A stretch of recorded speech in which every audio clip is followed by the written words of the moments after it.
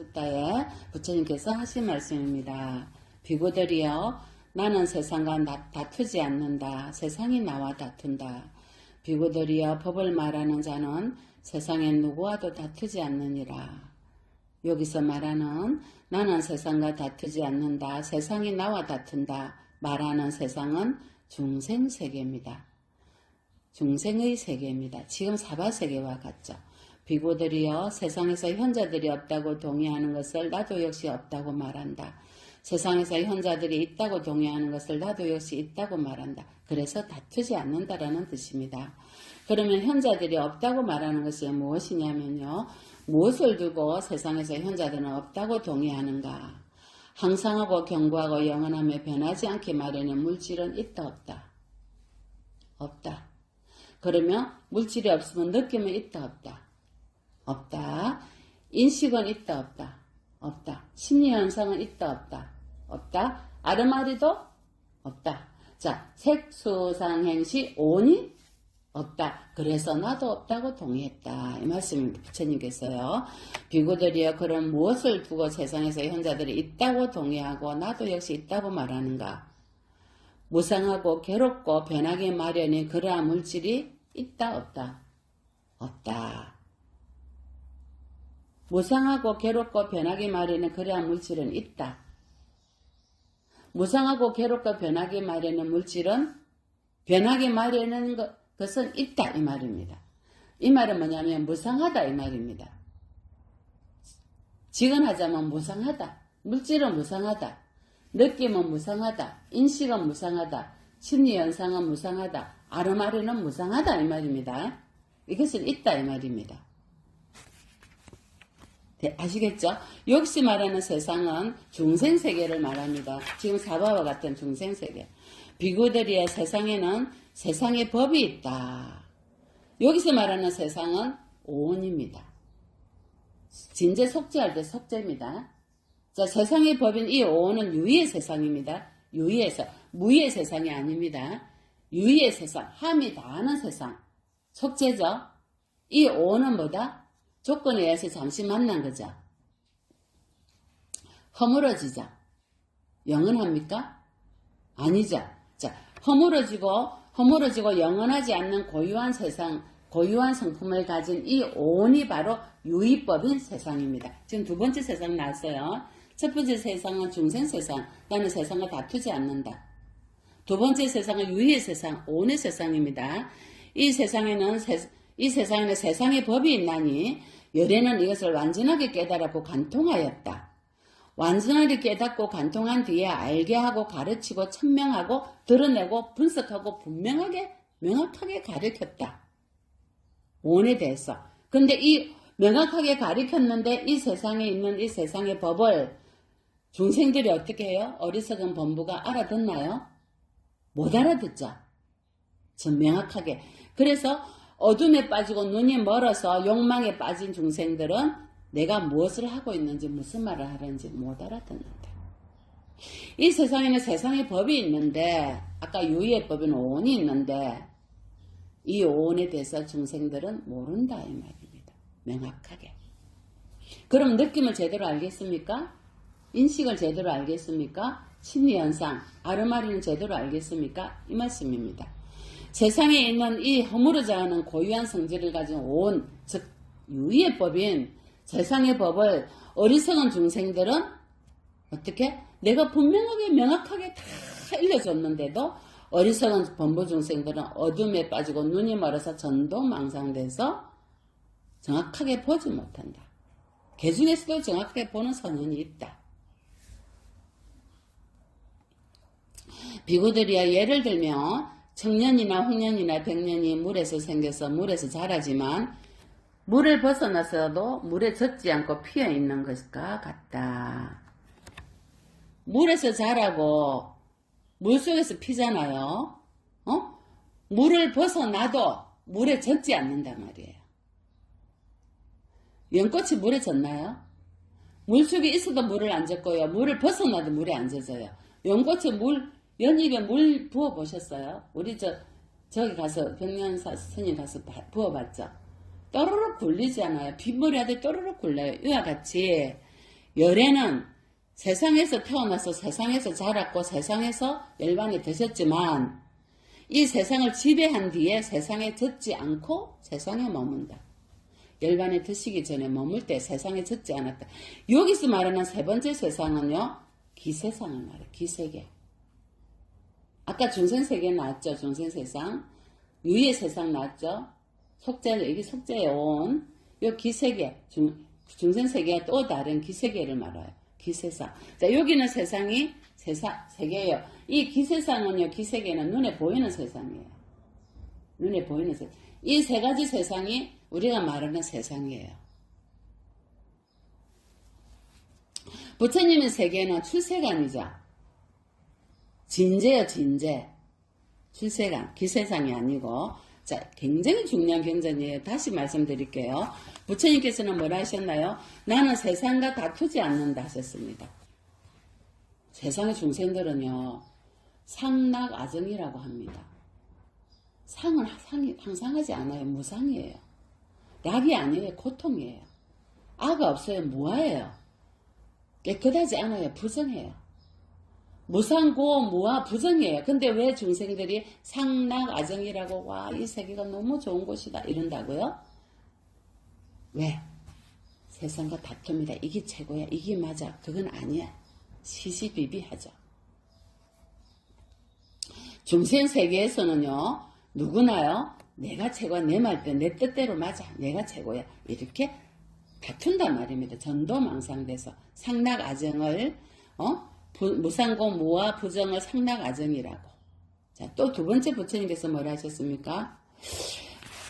나는 세상에는 세상의 법이 있는데 이 세상의 법은 유의의 법이고 온이고 이 속죄는 허물어지는 고유성질을 가진 것인데 이거에 대해서 내가 그렇게 고고성량하게 많은 경전에서 말씀하셨는데도 불구하고 이 어리석은 중생들은 어떻게 해요? 어리석은 범부는 눈이 어두워서 그곳에서 빠져서 헤어나지를 못한다. 즉 물에 젖는다 이 말이에요. 느낌도, 인식도, 심리현상, 아르마리도, 물질도 5가지 오온을 젖어서 다시 또 조건을 만들어서 또 윤회하는 업을 짓는다. 다시 윤회 재생연결식에 또 들어가잖아요. 수업 끝에 얼마나 많은 생을 아나마타카 숫다 말씀드렸죠. 얼마나 많은 생 우리가 윤회를 하면서 흘린 눈물이 5대한 6대수보다 많다. 흘린 피가 출생으로 태어나서 목이 잘려서 흘린 피가 5대한 6대수보다 많다. 내 몸에 태워서 가루가 이 지구상보다 많단 말이야. 얼마나 많은 생을 우리가 윤회를 했으면 오온에 집착해서 또 조건을 지었단 말이야. 부처님께서 뭐 3가지 세상을 말씀하셨죠. 유의의 세상, 그 다음에 기세상.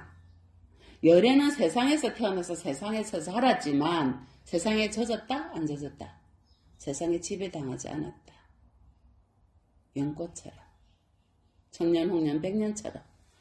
물속에서 자라지만 물을 벗어났고 물을 벗어나서도 물에 젖지 않고 물속에 있어도 물에 젖지 않았다는 거예요. 이해되세요?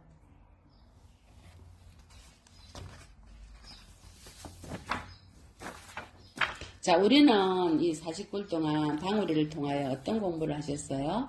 간단하게 한시. 방울이가 스승이었어요.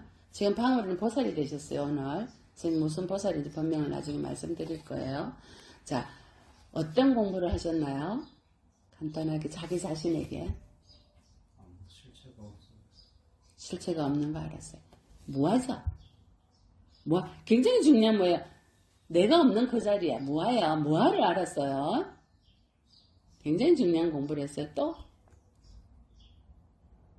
물론 현일이 존이도 마찬가지겠지만 또 다른 공부를 하신 게 있나요? 보살심. 이 많은 우리들에게 이 공부를 하시려고 보살의 원력으로 혹시 놔두지는 않았을까? 보살심. 또 우리 보살님에게만 여쭙게요. 혹시 원장님 방울이를 통해서 사랑, 자비, 연민, 정말 사랑 한 단에 다 들어있죠. 가슴이 뭉클해집니다. 사랑을 배웠다. 진정한 사랑이죠. 자, 또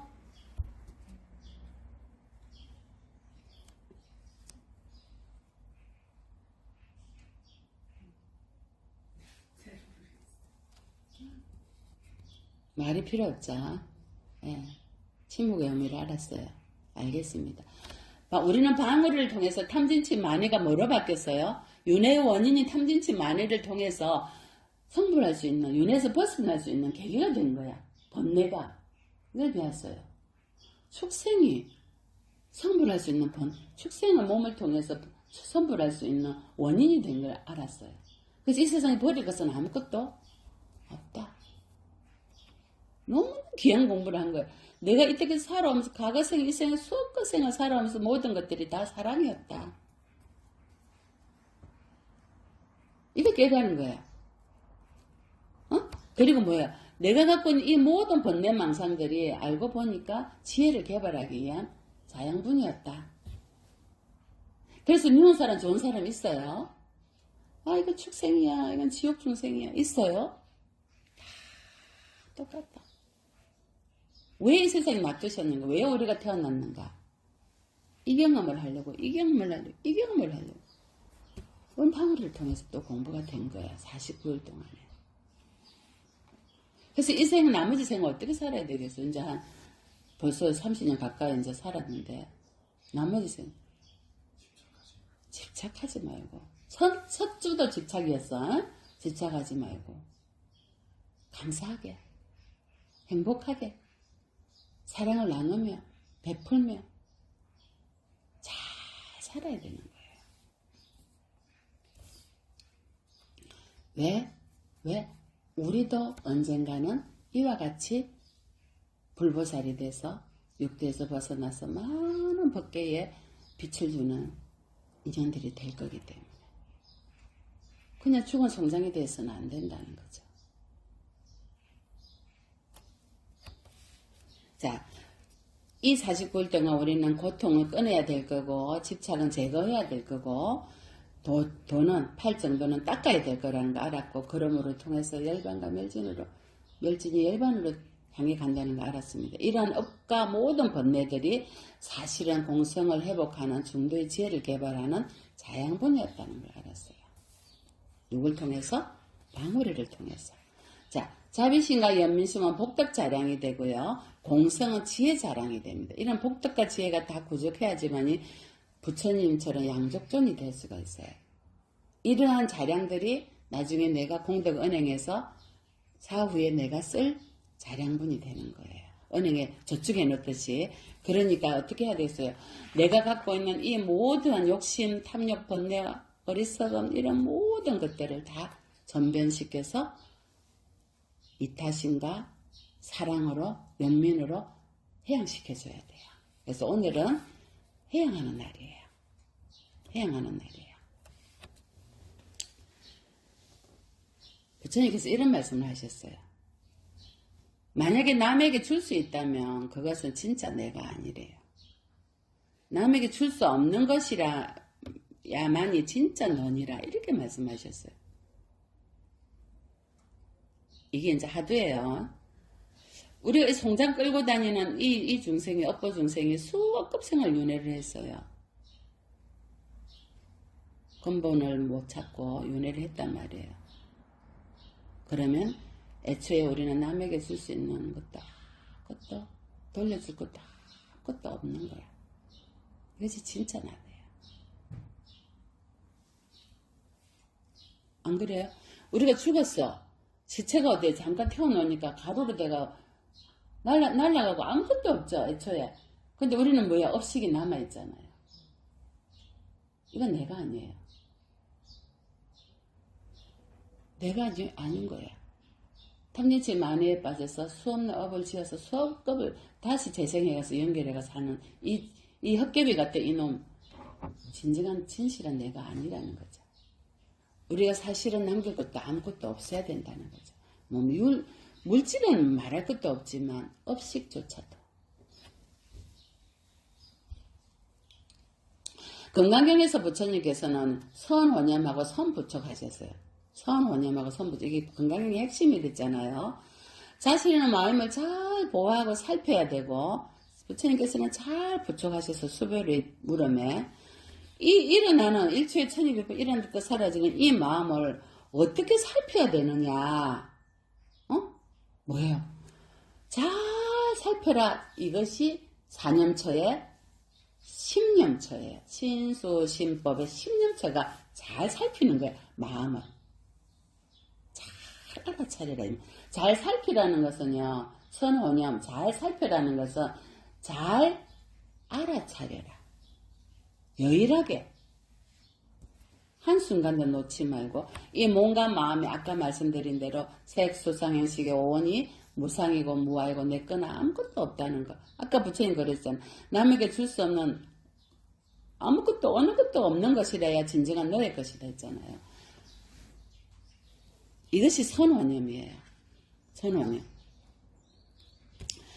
아니 우리는 맨날 너 탓이야 네 탓이야 내가 너 때문에 네 때문에 이러다가 일생을 비둘기가 집 지으려고 밤새도록 집 짓다가 아침에 해가 뜨듯이 우리는 평생을 네 탓이야 내 탓이야 내가 네 때문에 이래 살아 내 때문에 이러다가 평생을 살아요.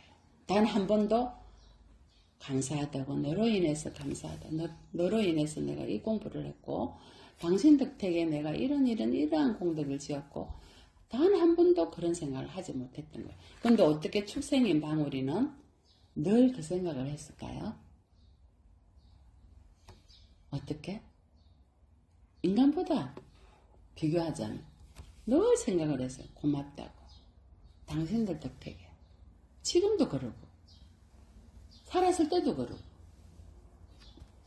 그러면 선부촉은 뭐 선부촉은? 부처님께서 선남자 선녀이야 법을 구하는 것이 아니고 법은 자기 마음속에 있는 것이니라 선오념해서 정말 선오념은 정법안장이에요. 선오념해서 잘 이렇게 운항자고 운항항복기심 해라. 이게 선부촉이에요. 발 안에 따라 삼보리한 삼보리심을 일으킨 선남자 선녀인은 운항자고 운항복기심 어떻게 머물러야 하면 어떻게 그 마음을 항복시켜야 합니까? 하니까 부처님께서 뭐라 했어요? 이렇게 보시하고 이렇게 머물고 이렇게 항복시켜야 되느니라 말씀하신 거예요. 온갖 번뇌와 망상으로 어지러운 이 마음을 어떻게 항복시킬 수 있습니까? 수보리가 여쭈니까 운항복기심했죠. 운항조 어떻게 그 선한 마음을 어디에 머물러야 있어야 되겠습니까? 하니까 부처님께서 선남자 선녀인이야 억여시주 여시 항복기심해라. 발 안욕따라 삼의 삼보리심 한 선남자 선녀인은 억여시주 엉덩이 이와 같이 주하고 엉덩이 이와 같이 그 마음을 항복시켜라. 어떻게? 사마타 이파사나 수행이에요. 사마타 이파사나 수행이에요. 이와 같이 그 마음을 항복시키라는 것은 뭐예요? 관이에요. 관해라. 이와 같이 주해라는 뭐예요?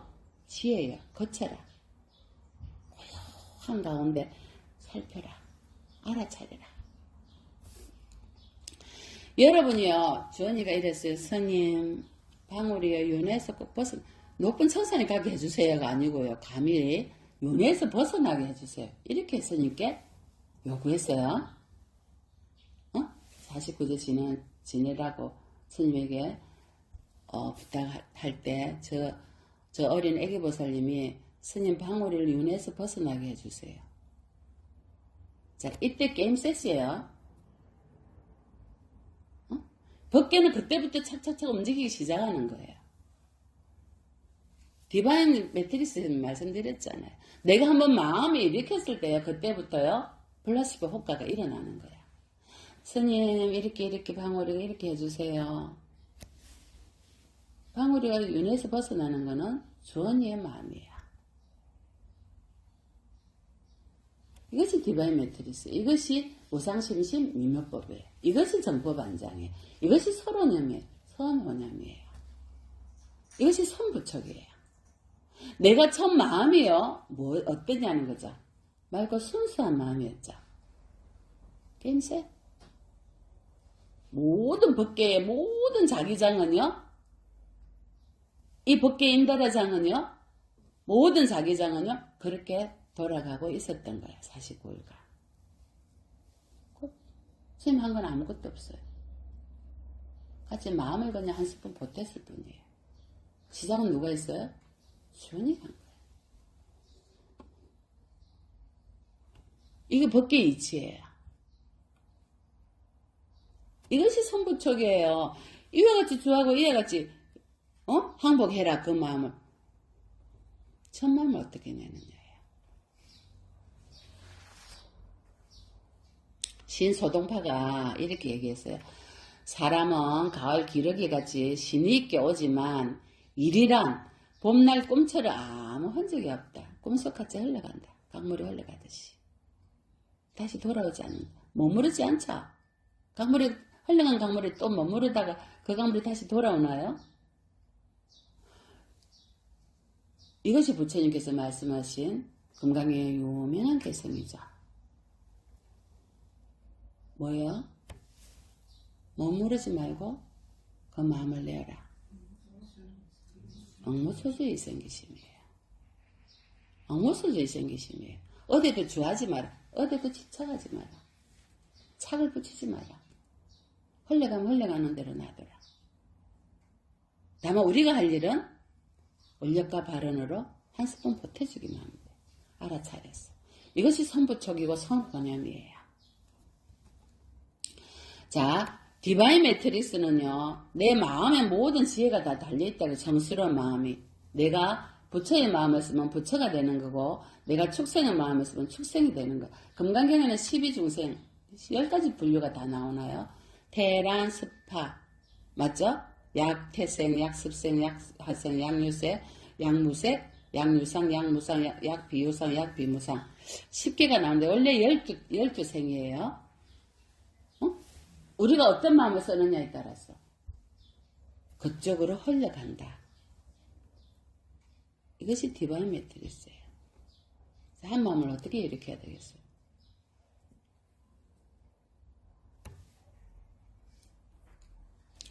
공덕을 쌓는 최고의 방법이 뭐냐면요. 바로 우리의 마음의 선한 방향으로 갈 수 있게끔 이렇게 행을 해야 돼요. 마음을 그렇게 일으켜야 돼요. 이것이 공덕을 쌓는 첫 번째 단계예요.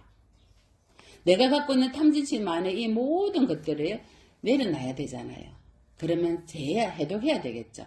해독시키는 물을 마셔야 되겠죠. 이 물이 바로 우리가 자비참 기도를 하는 거고, 기도하는 거고, 정진하는 거고, 육바라밀링을 하는 거예요. 그래서 작은 공덕이라도 작은 물방울이라도 쌓이게끔 해야 되는 거예요. 그것이 바로 육바라밀이죠. 자, 육바라밀의 첫째가 보시예요. 보시바라밀. 금강경에서는 뭐예요? 어떻게 보시하라 했어요? 엉무소주. 엉무소주. 마음에 일으킴이 없이 좋아하는 법 없이 무상보시를 해라. 엉무소주. 좋아하는 법 없이 보시를 하라는 말이 뭐예요? 좋아하는 법 없이 보시를 해라. 좋아하는 법 없이 보시를 하려면요. 내가 정진하지 않으면 안 돼요. 알아차리지 않으면 안 돼요. 그러니까 정진과 선정, 지간, 사마타 이파사나 수행이 없으면 좋아하는 법 없는 보시가 안 돼요. 왜? 내가 있기 때문에. 유신견으로 하는 보시는 무상보시가 안 됩니다. 이익을 탐하죠. 가보를 꼭 탐하죠. 아니에요? 오염된 마음으로 보시하는 거예요. 그거는 진보시가 아니에요.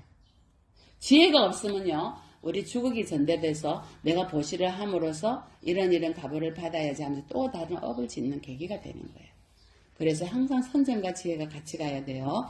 범부 중생의 보시는 항상요. 물론 보시한 가보로 다음 생에 단정한 외모나 재물을 보시를 받아요. 하지만요. 오용락을 다 놓은 무상보시를 한 수행자의 보시는 뭐예요? 색에도 머물지 않고 색성의 미촉법에도 머물지 않고 무상보시를 한 수행자의 보시는요. 어떤 보시겠어요? 향기가 나겠어요? 안 나겠어요? 바로 수행자가 부처가 될 수 있는 바람을 행이 되는 거예요. 차 안에서 피 안으로 가는 행이 되는 거예요. 이 행이 없으면 우리는 수행자가 힘을 얻을 수가 없어요. 그래서 육바람일은 수행자에게는 기본이에요. 무상보시여야 돼요. 대신에 무상보시는 무슨 보시인지 알잖아요. 그래서 억무소주 이생보시해라. 억무소주 머무르는 말고 보시해라. 어떤 것에도 착을 두지 마라. 집착하지 마라. 이것이 보시의 진정한 의미예요. 육조대사께서는 이렇게 말했어요. 응당 무상심과 같이 보시한다는 것은 능히 보시한다는 마음도 없고 베푸는 물건도 없고 받는 사람도 분별하지 않는 상에 머물지 않는 보시다. 이것이 무주상 보시다. 상에 머물지 않는 보시. 그래서 부처님께서 시고 불설보살 심불응 주색보시를 하셨어요. 보살은 마음이 반드시 사물에 상에 머물지 말고 보시를 해라. 이 금강경에 나오는 개성이죠. 함경 입법계품에 이렇게 말씀하셨어요.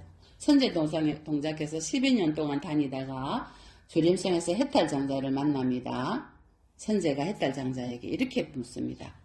발보실만 보살이, 발보살심한 보살은 발안욕달에 삼박삼보리한 보살이 어떻게 보살행을 머물며 닦고 어떻게 청정행을 얻을 수가 있습니까?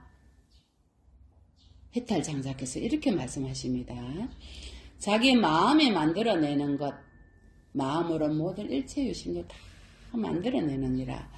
반드시 선법으로 자기 마음을 다스리고 법의 물로 마음을 적시어라. 인욕으로 마음을 평안하게 하고 지혜정덕으로 마음을 청정하게 하고 부처님의 자제함으로 마음을 개발해라. 부처님의 평등으로 마음을 너그럽게 가지고 부처님의 10가지 힘으로 자기 마음을 비추고 살펴야 한다.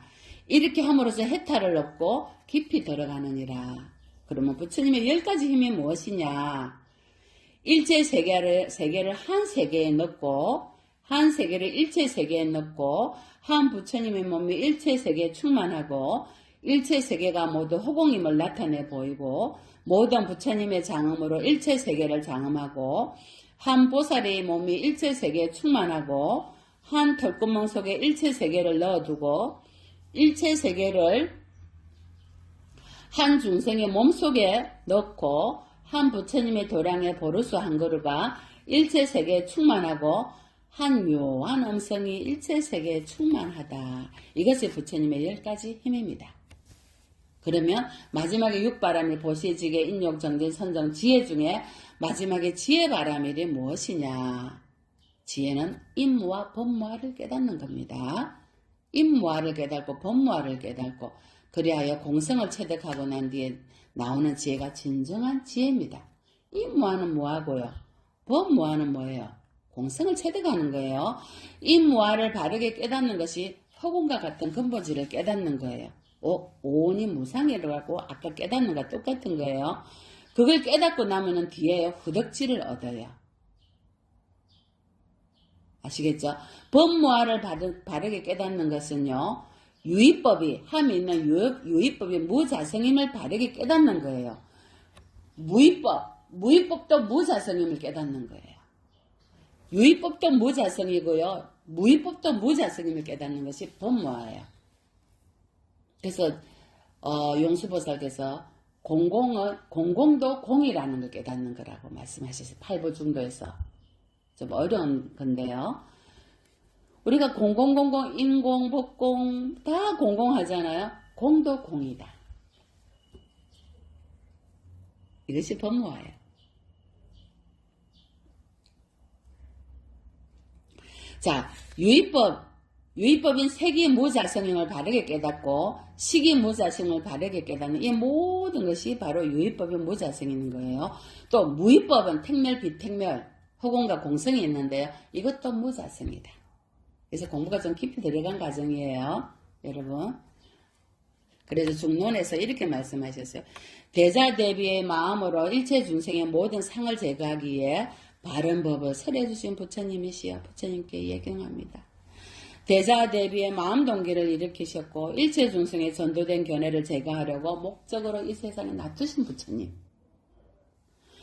연기와 공성이 둘이 아닌 법을 설하시는 부처님. 연기와 공성이 둘이 아니라는 거예요. 우리가 12연기 배우셨죠? 이 연기 또한 공성이라는 거죠. 모든 무상도 공이요, 무아도 아니 무지도 공이요, 무명 행도 공이요, 식, 명색, 유격, 촉수, 애치 하나하나 다 공이다 이 말이에요. 오온이 공하잖아요. 오온이 공이라는 게 식, 무명, 행, 식, 명색, 명색은 오인이거든요. 정신과 육체. 오온이 공하다 이 말이에요. 그래서 연기도 공이다 이 말이에요. 연기가 따로 있는 게 아니다. 다 알아들으니까 통과할게요. 다 알아들으시죠? 학교 때 배운 거 있죠? 자, 보리심은 두 가지가 있어요. 절대적인 보리심과 상대적인 보리심이 있어요. 절대적인 보리심은요, 지혜와 같은 거, 절대적인 거, 공, 연민, 이런 거 다 절대적인 보리심이야. 상대적인 보리심은 뭐냐면요, 내가 자비심과 연민심을 개발시켜서 수행을 통해서요, 얻어지는 보리심이에요. 우리 보리심은 상대적인 보리심이에요. 우리는 일부러 보리심을 발 보리심 개발시키려고 원력을 세워서 일으키잖아요. 이것은 상대적인 보리심. 이 보리심이 깊어지고요. 나중에는 뭐가 돼요? 절대적인 보리심이 돼요. 그때는요. 사무량심의 보리심이 돼요. 진정한 자비심과 연민심과 수위찬탄과 중도의 지혜를 개발하는 보리심이 돼요. 사무량심은요. 절대적인 보리심이에요. 그건 성인들이 하는 보리심이에요. 우리는 거기에 가까워지려고 노력하는 거예요. 중생이 성현이 되기 위한.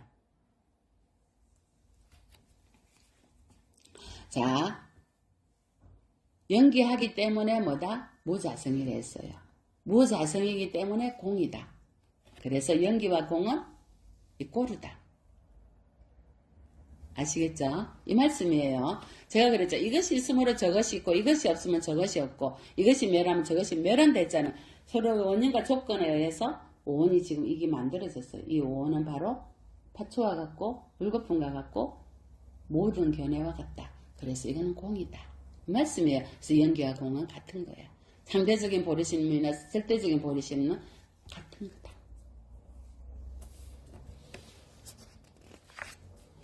자, 이러한 마음을 자비심을 강화시키는 수행법으로서 티벳에서는 아주 중요한 7종 인가가 있습니다. 7종 인가.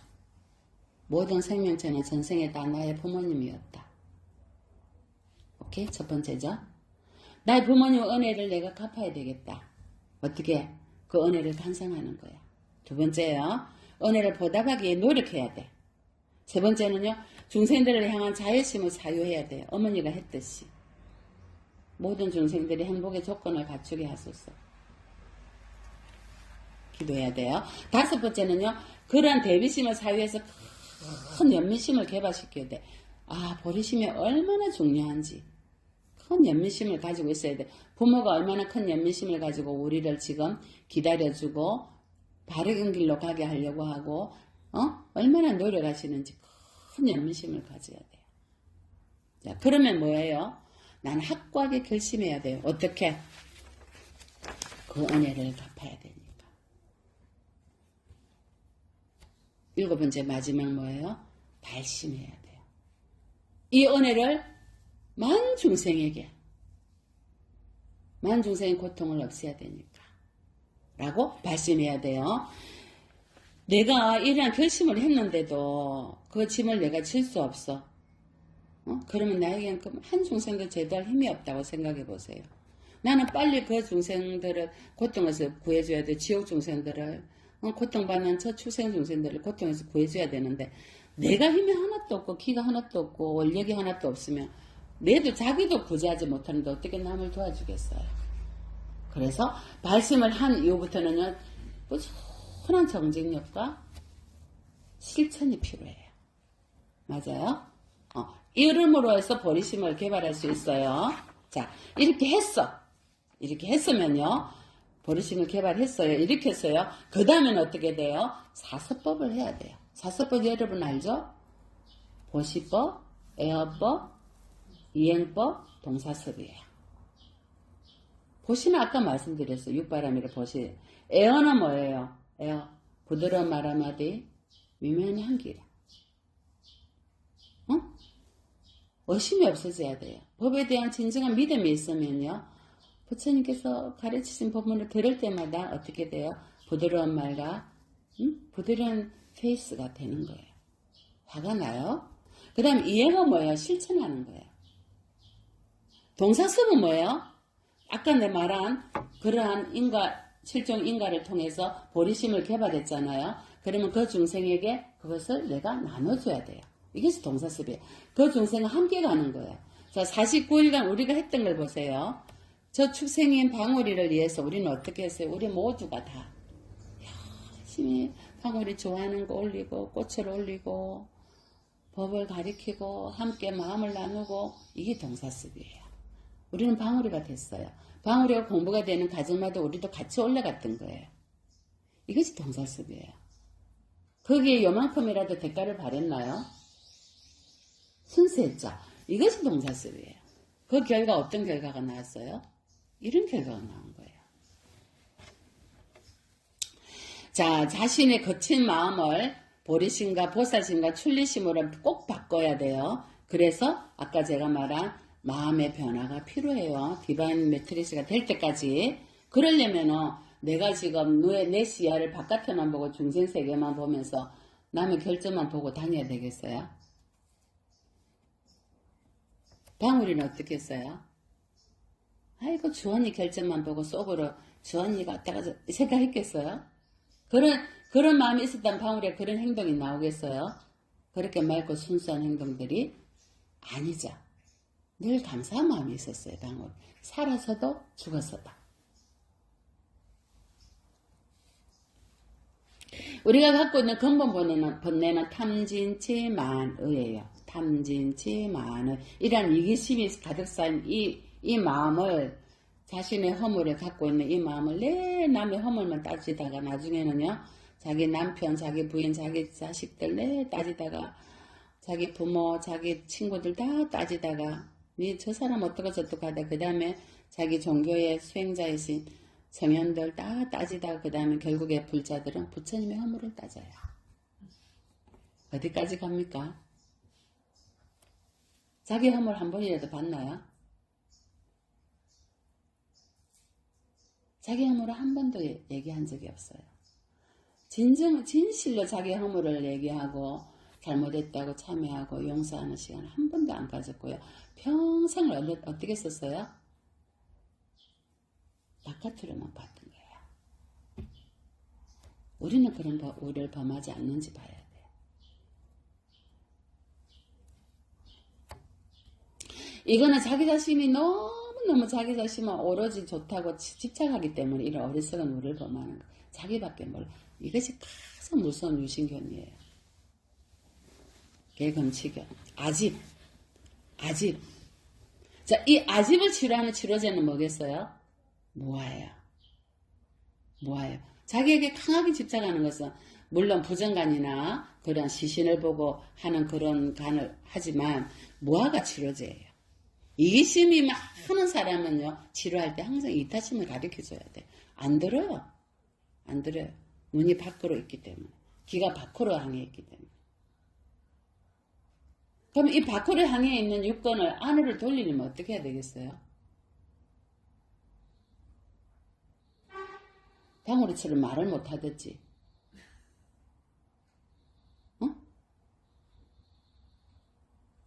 몸에 약간 핸디캡이 있든지. 이래 겸손해지나요? 벙어리가 되든지 봉사가 되든지. 아니죠. 사지가 다 가지고 있으면서도 안으로 향하는 마음을 가지는 것이요. 바로 보살심이에요. 보리심이에요.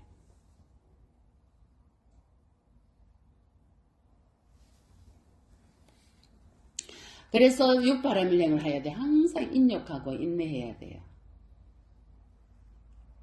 말하고 싶어도 닫아요. 먹고 싶어도 참아요. 응?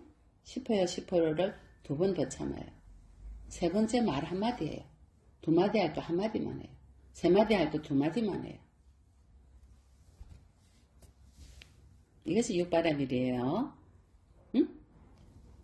우리는 보리심의 갑옷을 입어야 되고, 제가 그래 인욕의 갑옷을 입어야 되고, 삼보의 믿음의 갑옷을 입어야 되고, 자비심의 갑옷을 입어야 돼요. 이래야지만이 보살의 행을 할 수가 있고요. 내가 갖고 있는 이기심을 이타심으로 바꿀 수가 있고 그들이 갖고 있는 이기심을 내가 먹고 내가 갖고 있는 이타심을 그들에게 줄 수 있는 자타교환 수행을 할 수가 있어요. 갑옷이 입혀지지 않으면요 할 수가 없어요. 유신견이 있기 때문에 지밖에 몰라요. 아시겠죠? 온 마음을 다해서 이제 해양을 해야 돼. 어떻게?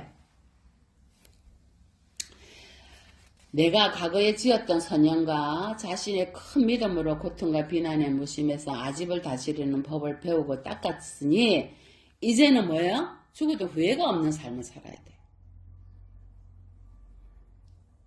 업으로 인한 갑으로 이 생을 다 녹였고 내가 갖고 있는 이기심을 다 녹이려고 노력했고 참여했고 공덕에 쌓는 일에 늘 앞장섰고 끝없는 윤회를 윤회하는 데에서 내가 연민심이 생겼고 다시는 이 주인공을 윤회 속에 들지 않게 하겠다는 강한 결정심 아디타나 마인드예요. 강한 결정심이 생겼다면요 지금 어떻게 해야 돼요? 해양을 해야 돼요. 해양을 어떻게 한다? 보살은 위로 깨달음을 구하고 아래로는 중생을 교화해야 된다. 이게 상구불의 하와 중생이죠. 그러면 어떻게 해야 되느냐? 미륵보살께서 수보리에게 이렇게 말씀하십니다. 만약에 보살이 여러 사람이 쌓는 공덕을 기쁜 마음으로 도와주고 또 자신도 그 공덕을 쌓아 그것을 자기만이 아니고 다른 사람들까지 성불하도록 널리 해양한다면 이것은 실로 어떤가는 공덕이 됐습니다. 보살의 공덕은요 일반 공덕하고 살아요. 일반 중생의 공덕은요 자신만 완전하게 하고 자기가 다음 세상에 이 손 딱 집어였을 때 이 공덕 딱 받게 하려고 하는 게 일반 사람의 공덕이에요. 보살의 공덕은 뭐예요? 모든 사람을 안전하게 하고 깨끗이 하게 해요. 구제해줘요. 이것이 보살의 공덕이에요.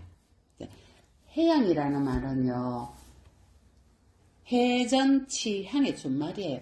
해전치향. 우리 이거 어디 람림에서 배웠죠? 해전치향의 첫말과 끝마디가 해양이죠. 자, 굴려서 향하게 한다. 어떻게? 위로 부처의 지혜를 굴려서 지혜를 구하고 아래로 중생을 구제한다는 것이 해전치향인 뜻이에요. 무엇을 돌려서 무엇을 향하게 한다는 거야. 자신이 쌓은 성공 공덕을 돌려서 깨달음을 이루는 보리로 나가게 한다는 거예요.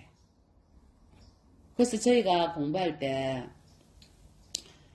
우리가 상내 소수 공덕계 해양 삼처 실험만 해요. 강은 공부할 때나 공부할 때. 그래서 상내 소수 공덕계 이 세세생생에 쌓은 모든 공덕의 바다를 해양 삼처 실험만 엄마내고 칠다운 삼처에 해양한다. 어디?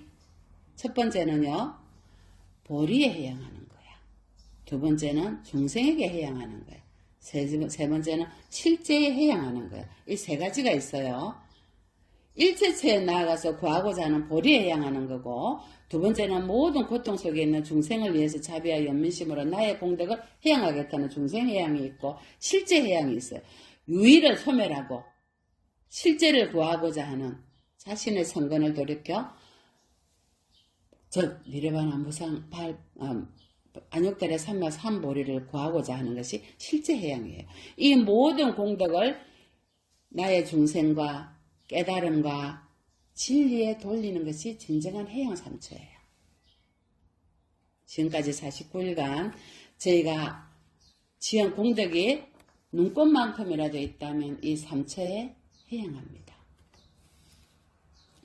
오늘 이 공덕으로 열애의 성품을 일어나게 하는 모든 작은 인연이라도 이 세상에 출현하여 수많은 인연들의 정각을 이루는 인연이 되기를 빌겠습니다.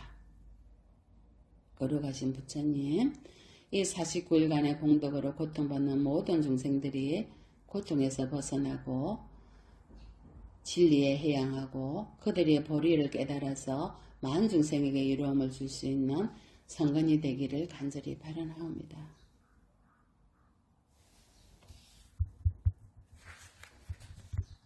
본문을 마치겠습니다.